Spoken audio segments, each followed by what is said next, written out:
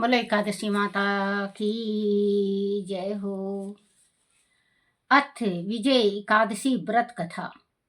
फागुन मास कृष्ण पक्ष की विजय एकादशी व्रत कथा। बोलो श्री कृष्ण भगवान की जय हो। युधिष्ठिर बोले, फागुन कृष्ण एकादशी का क्या नाम है, सो कृपा करके मुझसे कहिए। श्री कृष्ण बोले, हे राजेंद्र, इसका नाम विजय है। यह व्रत करने वालों को सदा विजय देने वाली है। पापों को हरने वाली उत्तम कथा को मैं कहता हूँ, उसे सुनो। जब रामचंद्र जी ने वनवास के समय सीता और लक्ष्मण के साथ पांचवटी में निवास किया, तो सीता को रावण हर कर ले गया। उस दुख से रामचंद्र जी बहुत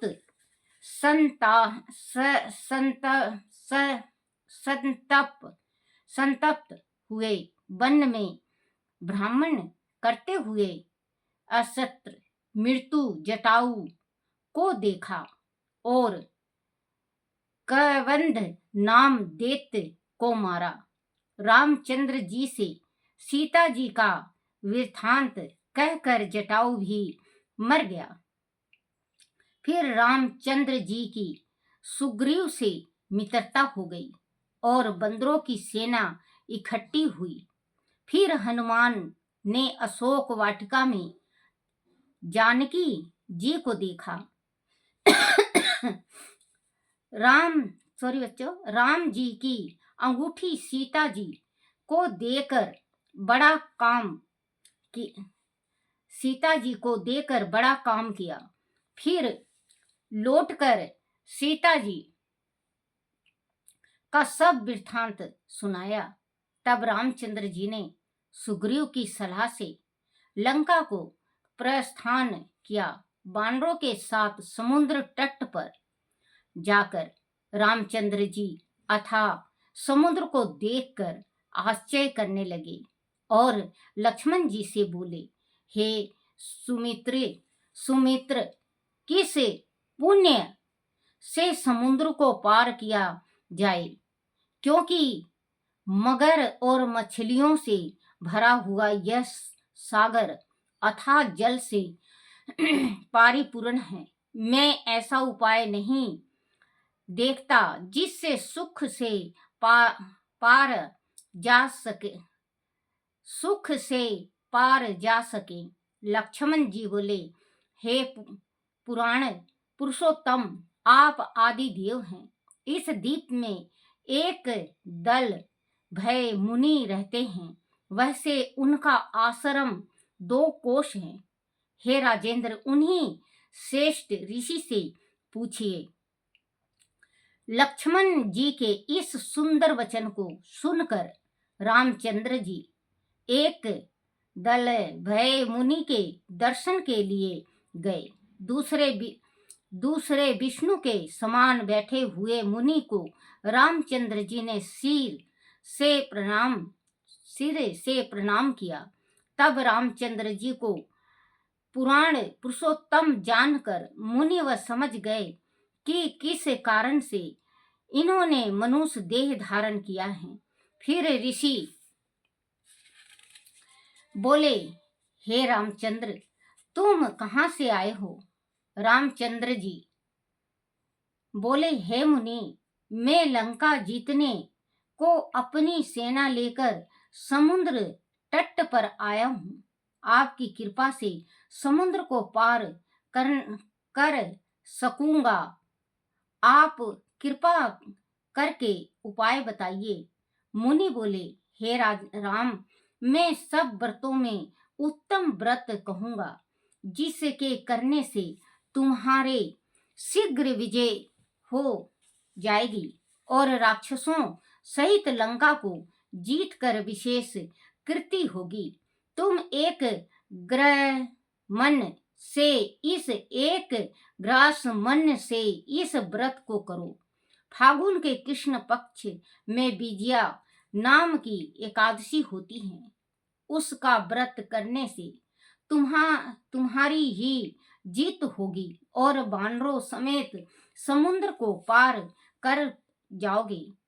हे राम, इस व्रत की फलदायक विधि को सुनो। दशमी के दिन सोना, चांदी, तांबा अथवा मिट्टी का कलश बनाएं।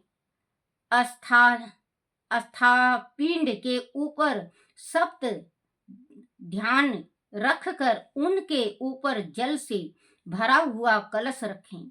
उसमें पंच पल्लव रखकर कलश के ऊपर सकोरे में जो रखे उनके ऊपर श्रवण की बनी हुई नारायण की प्रतिमा स्थापित करें। एक एकादशी के दिन प्रातःकाल स्नान करें।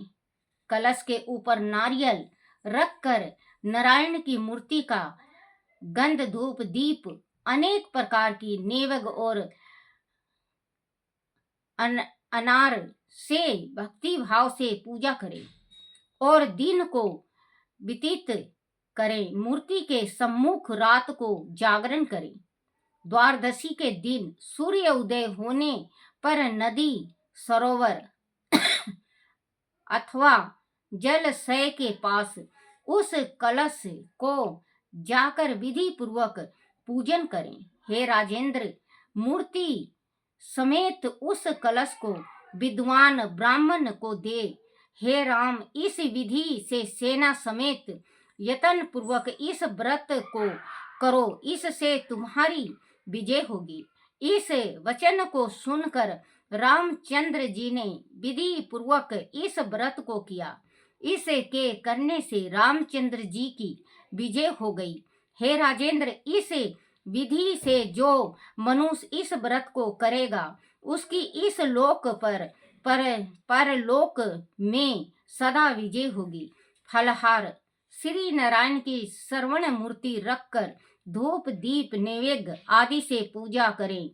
इस दिन सिंघाड़े का सगार लेना चाहिए। बोलो श्री कृष्ण भगवान की जय हो।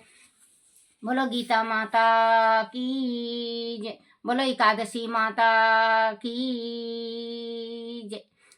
श्री भागवत गीता की जय। गीता में 11वां अध्याय का महात्म। भगवान विष्णु ने कहा कि हे लक्ष्मी, एक नदी के तट पर एक सुंदर नगर था। उस नगर में सुख नंद नाम का एक राजा राज करता था। वह धार्मिक